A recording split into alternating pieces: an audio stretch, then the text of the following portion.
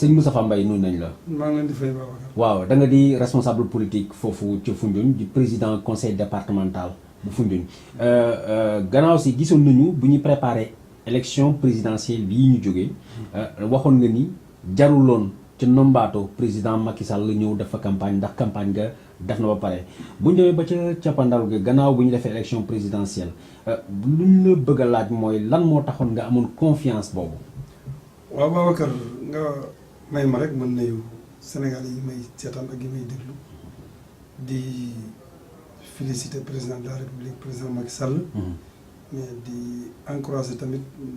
opposition bi nga xam ne amoon nañ fit ak njàmbaar ak mat ba def leen war pour xëccoo réew mi ba yàlla dogal ci li mu dogal waaye aussi di féliciter Sénégalais yi parce que boo seetee ren élection bi passé da nga xam ne Sénégalais yi léegi tey ñu xam njëriñal élection parce que boo ko seetee pratiquement ñi ëpp ci Sénégalais yi yëpp dem nañ dem wote ji te bu njëkkoon ay benn moo daan dem di wote ji loolu nag day saxal di dëgëral démocratie ci réew mi te démocratie réew mu am rek jàmm am fa kon ñu ngi sant Sénégalais yëpp mais di rawati département Foundiougne bi nga xamante ne man maa nekkoon coordonnateur Benno Bokk Yaakaar nekk président comité électoral bi jiite campagne bi ànd ak suma ay plénipotentiaire 3 arrondissement yi ba yàlla dogal ci li mu dogal may ñu ndam ñu ngi remercier ay département Foundiougne yëpp préfet yeeg adjoint préfet yeeg ña fa nekk ñëpp militants yeeg militantes yi xale yi ak mag ñi ànd ak ñu àndaloon ñëpp ñu leen di sant bu baax di leen gërëm léegi ma ñëw ci sa laaj bi mooy waxoon naa la ne bu fekkente ne toog nañ 7 ans ànd ko président de la République xaar ba nga xam ne élection baa ngi jublu si ay wax di génn di ñu tiital su boobaa ñun la doon suñu war defuñu ko loolu laa la waxoon. loolu nga ma waxoon. loolu mooy dëgg parce que suñu tool dañ ko préparé woon président bi mu fa ñëwee jaare bokkoon naa ci jëloon parole te li ma ko doon xamal mooy campagne bi dañ koy def pour que ñu dolli lu nga xam ne yeneen département yi duñ fa egg am ay manquement ñu dimbale leen mais du ñun pour que ndax dañ gagné département Foundiougne wala duñ gagné département Foundiougne département la bu nga xam ne département président Macky Sall damay wax ne cin luy baax la waaw cin luy baax nag lu ci dugg rek dana ñor xom képp ku ñëw département Foundiougne te àndul ak président Macky Sall duñ la ko tere de mais doo fa am dam parce que campagne bi ñu génn nii amoon na commune bu nga xamante ne commune Sokone Petit Gueye dafa demoon ànd jeeg Idrissa Seck waaye yaakaar naa ne lu mu fa jëlee du ko nettali ay doomi daal. est-ce que loolu taxuloon président Macky Sall si boppam keroog bi mu ñëwee Foundiougne mu neewoon waa Foundiougne ñëw ma fi pour campagne dama leen a namoon seet si leen est-ce que du loolu dafay daal di dëggal li nga xam ne waxoon nga ko ne ko fii soxlawu nga ñu def fi campagne électorale. wax na dëgg parce que moom leeroon na ko ni cër la bu nga xam ne jox na ko département yi yëpp. dana ko def pour Foundiougne mais ñëwuloon pour campagne ci pour ñëw def parce que moom bu muy ñëw ñun daanaka am fekk doon ñu am temps sax pour mën ko accueillir ni ñu ko bëggee tandis que ñu ngi ci suñu biir département bi di defar or que ñun taluñu woon lu am victoire bu nga xam ne masu fa am surtout man mi nga xam ne maa ko jiite woon suma comité électoral dama leen dajale waxtaan ak ñoom ne leen cër bi ñu président jox cër bu rëy parce que daf ko dindi ci ay nit jox ñu ko nañu fexe ba def fi lu nga xam ne kenn masu ko fi def mais victoire bi ñu am ca jamonoy Senghor ba fii ñu toll 80% masul am ci département Foundiougne donc ñun loolu lañ mën a delloo président comme njukkal ndax nag cër bi ñu joxoon mérité woon na sax ñu defal ko à 100%. dafa fekk ne 100% dafa jafe rek mais mérité woon nañu defal ko 100%. mais gis nañu Sëñ Tafa da ngeen seen biir waxtaan bi mel ni leader yu mag yi nekkoon booru département bi yëpp jubawoon ngeen ca gannaaw sa xalaatoon naa ni en un moment parce que mos nga def benn vidéo bi nga xam ne yaa ngi woon kii di Petit Gueye mu ñëw ànd ak yéen lan moo tax waxtaan wi antuwul. waaw xam nga Petit Gueye moom ñun ñu bokk ak moom département bi mënuñ ko contrôler parce que tey ñu dégg ko ci Gaajo ëllëg ñu dégg ko ci Idi barke dem ñu dégg ko ci société civile donc mënuñu xam même Macky élection référendum bi ñun la àndaloon mais dafa nekkul nit pause te aussi responsable parce que dëkk ma ko fal mu nekk maire donc mënuñ ko conditionné ci lu mu bëggul mais dafa toogul bañ xam exactement fan la jëm mais daal li ñu ko mënal mooy heure bu génnee affaire bu ñëwee dañ ko dóor mu duggaat ci biir loolu moom foofu lañ koy xaar. bu ñuy wax Nombato ay kàngam bari nañ fa. xel yi dem ci Abdou Latif Coulibaly. ministre de la culture. xel yi dem ca gannaaw sa ki nga xam ne moo leen ñëw dooleel leen mooy Souleymane Ndéné Ndiaye. lan mooy apport ñi nga xam ne par exemple ay xaritu président lañu ci gannaaw si ñu ñoo fekk kër gi nga xam ne bu dëgër la ba ngeen taxawal ba pare. waaw Latif moom bi président nekkee président de la république ba léegi heure su amee lu muy def Latif mooy nekk ca bopp moom mosul def leneen lu jàppale président Souleymane Ndéné maag moom ñoo bokk commune wax na ne jàppale si na président jox na ndigal lenn ci njabootam ya fa nekk mais élection bii ñu nekk man gisuma ci seen benn participation waaye kër Souleymane jaagaan nga ñu dëkk terewul nag après fa gën mais campagne beeg yëpp représentant bi fa nekk masuñu participer pour ñëw ànd si. est-ce que loolu nekkul cassure bi nga xam ne leader yi borom ñi ñu wax njiit ñi ñëw nañu joxe seen bopp waaye mbooloo mi nga xam ne da doon ànd ak ñoom nangu ñu leen topp ci liñ bëgg. waaw mën na nekk parce que Souleymane moom xam naa li mu wax dëgg la ci moom mais ña fa nekk daal ni ñu ko waroon a sàmmewuñ ko loolu nag mën na nekk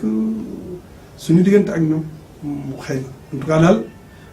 ñun la ñu war a def nañ ko dëkk bi Souleymane dëkk ñëw nañ fa def nañ fa meeting mooy yi ñu séddale ci village yi nekk ci commune Diagane yëpp sédd nañ leen mais daal participé wuñ ci campagne bi. waaw gannaaw élection yi gannaaw ndam bu rafet bi ngeen am comme ni nga koy waxee à la soviétique tey jii weesu na présidentielle waaye soxla yi yitte yi jafe-jafe yi adduna bi jafe-jafe kaw gi ba léegi mu ngi tegu foofu Diagane ak li ko wër ci ndombaatu bi bu ñuy fàttali defe naa ni foofu moo amoon accident bi nga xam ne ay jigéen ñi doon napp yi gaañu woon nañ fa te problème yi bari nañu Foundiougne ak département ba est-ce que tey am ngeen ay mécanisme ay organisation yi nga xam ne da ngeen koy teg ba mën a récupérer teel a jël yi nga xam ne yittewu ñi la ba président de la république wala gouvernement bi duñu wax ni yéex nañ ko yëg wala yëguñu ko woon. waaw en tout cas li nga xam ne daal mën naa ko feeñal ci diggante askanu département Foundiougne ak président Macky Sall. du ma wax ne li ñu bëgg lépp def na ko mais li ñu bëgg def na ak 80%. Parce que dëkk bu ñu demoon di campagne dëkk ba ñoo ñuy gën a bëgg président Macky Sall lu ko def président Macky Sall bi muy ñëw foofu boobu département Foundiougne soo gisee benn France ba nga koy gisati da nga dox ay kilomètres. man président ñëw na fa ma jël micro jàkkaarloog moom ne ko commune bi ma dëkk mooy commune seul bu amul benn forage ci Sénégal mooy bi mu ñëwee di inauguré Kër Waa Ndiaye Passy mais bi mu fiy dellusiwaat fekk na mu indi fa ñeenti forage ci benn commune bi nga xam ne tey dëkk boo fa dem gas nañ tuyau yi ba installé fa pour indi fa ndox courant bi aussi li ëpp ca dëkk yi commencé nañ di fa installé ay courant te loolu jamono woon ci ginnaaw soo toogoon ne foofu dinañ am ndox mu dul teen duñ ko man teen yu bëri laa maye foofu gasal ko ay dëkk mais fu ne kenn demandé tout ma teen parce que président indi na fa ndox bu bari indi na fa ay piste aussi indi na fa ay machine wal lam fa war a def daal du mën a def na lépp parce que suma agenda dafa fees del ci campagne bi mais quand même def na fa lu nit mën a teg bëtam te adduna bi yëpp rafetlu ko def na fa port bu Foundiougne def na fa pont bu nga xam ne 43 milliards la ci dépassé. mooy bu Foundiougne encore mooy bu Foundiougne. donc defar fa tali bu nga xamante ne presque 20 ans ngi nii kenn mënu doon jaar yoon muy Kër Mbaye Ndiaye Kaara. donc liggéey boobu mu fa liggéey moo ko permettre faciliter ñu ñun suñu campagne yow président Macky Foundiougne def ko liggéey dama ne sax mën naa ne président Macky dafa liggéey Sénégal parce que tey soo wàccee avion fii guddi aéroport jëm ci Dakar doo xam ne ndax France nga jógee ak Sénégal nga wàcc ci autoroute bi ci infrastructure yi mu def ci yoon wi ci arena bi ci lépp en tout cas xar kanamu Sénégal soppeeku na ci 7 ans yi. mais est-ce que sëñ Tafa est-ce que moom la ko ñu bare di reprocher defarul tali yi ak yooyu fàtte nit ñi. parce que ku am soxla pour ci tali bi dafay fekk nga mën a am loo xam ne moom nga mën a passé wala boog am sa oto boo xam ne da ko mën a teg. te ndaw ñi foo tourné ñu ngi jooy di jooy ñàkkum xëy. est-ce que léegi jotul ngeen fàtte tali yi fàtte réalisation yi fàtte radisson yi ak yooyu. jublu ci li nga xam ne moo di problème mu xëy.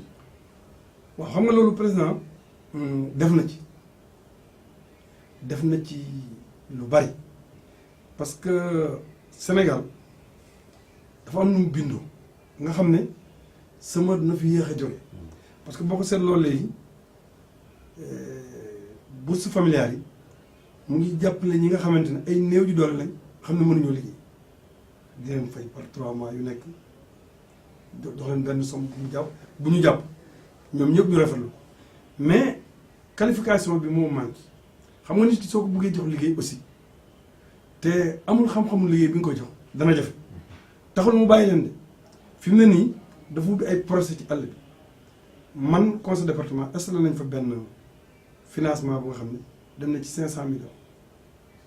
bu nga xam ne dañu jël dimbale ci ndaw yi nga xam ne amuñu métier te bëgg def commerce wala ñu bëgg def liggéey def naa financement wu 250 millions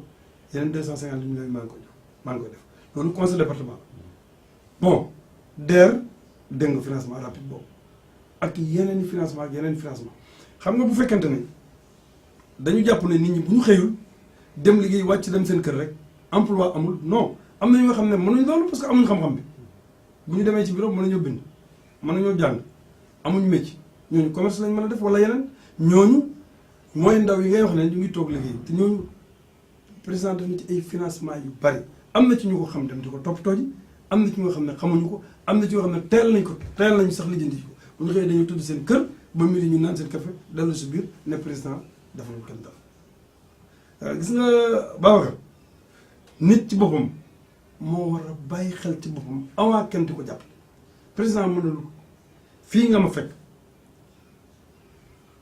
dërëmu président nekku fi ba ma nekkee ndaw jànguma nasaraan dama dem jàng métier bi ma bàyyi jàng alxuraan am suma métier di liggéey di ñafeel suma bopp xaaruma état mosuma amosé mosuma lekk dërëmu état ba tey maa ngi suturlu mais daf ci am ñu nga xamante ne dañuy xëy rek toog ne président liggéeyul joxul ndaw yi liggéey mais joxul ndaw yi liggéey yomb na dégg naa président Idrissa di ko wax toujours mais ndax ndaw yi aussi am na ci ñu nga xamante ne nit mën na la jox liggéey c'est ça le problème foofu la ñu war a xool dañuy war a xool ndaw yi liggéey buy 1000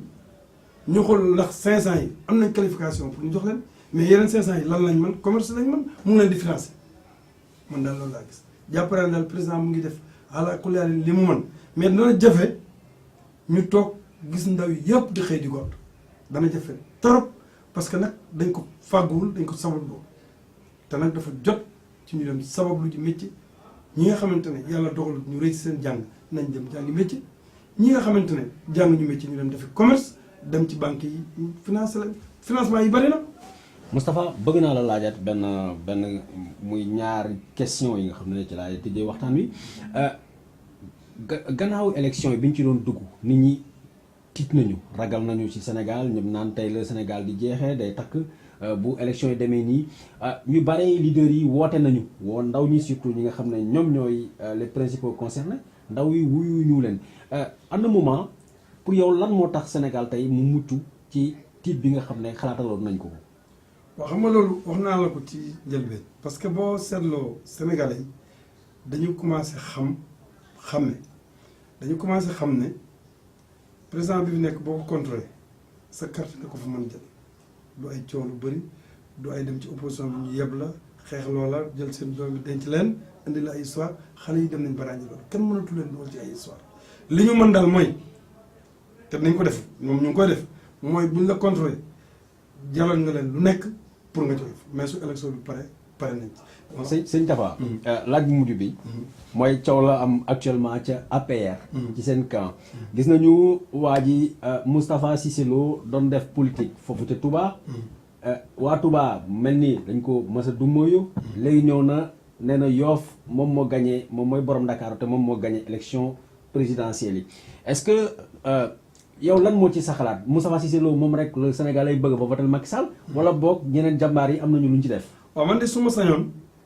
lu mel noonu du jëm ko parce que déglu naa ko ci réseaux sociaux yi mais vraiment métti na ma trop parce que nag bu fekkente ne ñoom ñëpp président Macky Sall la ñu jàppale. yàlla def président Macky Sall am ndam li ñu ñoom ñëpp a ko bokk mais kii ko moom ak kële ko moom loolu du ndam lu rafet en tout cas ñun de ci fu ñun suñ ndam li ñun ñëpp a ko bokk képp ku bokk ci benn bokk yaakaar ci nga bokk waxuma la ko bokk ci affaire donc yooyu daal mën na ñàkk parce que dem na ba ma ci dégg ay tëkkuwante ak yooyu te loolu gënul man daal su ma sañoon président Moustapha Cissé Lo kilifa la yàgg na jàppale président Macky Sall réew mi ñëpp a ko xam dellu ginnaaw waxtaan ak dëkkandoom yooyu ba jàmm am fa parce que olof nee na dëkkandoo jàmm ci gën ndax bis du ñàkk. sëñ Moustapha bëgg naa la laaj benn laaj boo xam ne bu ñu toogee ci bu ñu waxtaanee ba pare laaju ma la ko dafay fen mel ni dama xaw a fàtte dara lan moo tax APR lan moo tax président Macky Sall mënul dugg ci xolu waa Touba. laaj nga ma laaj bu rëy parce que man d'accord ma ne président Macky Sall dugg ci xolu Touba xam nga lu tax d'accord ma ci Serigne Mountakha président Macky Sall seeti na ko mu bëgg ci moom ne ko bàyyi naa la ak Serigne Touba demal ci jumaa ji te Serigne Mountakha kon su Macky daal Sall dugguloon ci xolam ku ko xam ne moom Serigne Touba rek ko ñor su Macky Sall dugguloon ci xolam du ko jël di ko kalaame ak Serigne Touba te président Macky Sall Serigne Mountakha mooy murit mooy yoonu murit kon bu nekkee ci xolam boo mën ne président Macky Sall nekku ci xolu Touba dina ma jaaxal am na ñenn ci ñoom ñu nga xamante ne xëy na déggoowuñoo moom te loolu ñu ngi ciy dox di ci wax parce que man xam nga ne Touba laa dëkk donc luñ ci mën ci kaafara danañ ko def dafa fekk terrain Touba nekk terrain bu xaw a doy waar. buri tax waaw buri tax parce que président Abdoulaye Wade dafa jaaroon am lu mu tàmbaloon nit ñi président Macky Sall ñëw ak principe am lu mel noonu war na ko mën a boole ndawi Touba yi mais jàpp naa ne kilifay Touba yi nga xam ne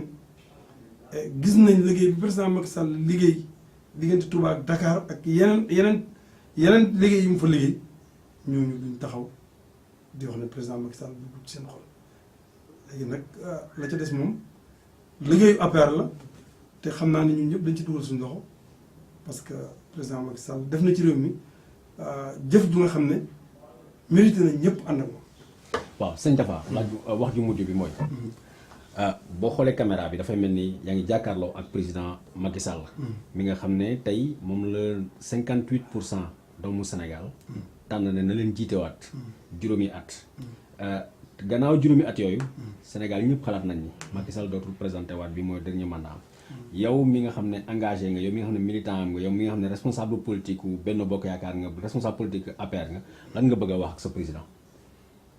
li mu engagé mu def ko rek parce que loolu mooy yëfi góor mooy ñaari mandat la waroon def na benn mandat mu ngi ci ñaareelu mandat bu mu naan loolu jeexee mu ànd ak ku mel ni man ñu dem noppalu ji en tout cas man président Macky Sall bu pare naa ci dootuma continuer te jàpp naa ne 5 ans yi moo ko des donc du nitu finna te xam naa ne dugal ci Sénégalais yi ci ay finna te bu bëggaatee 3e mandat loolu ay finna lay indil Sénégalais yi te loolu président Macky Sall la ko def. jërëjëf sëñ Diakhou. merci beaucoup Babacar.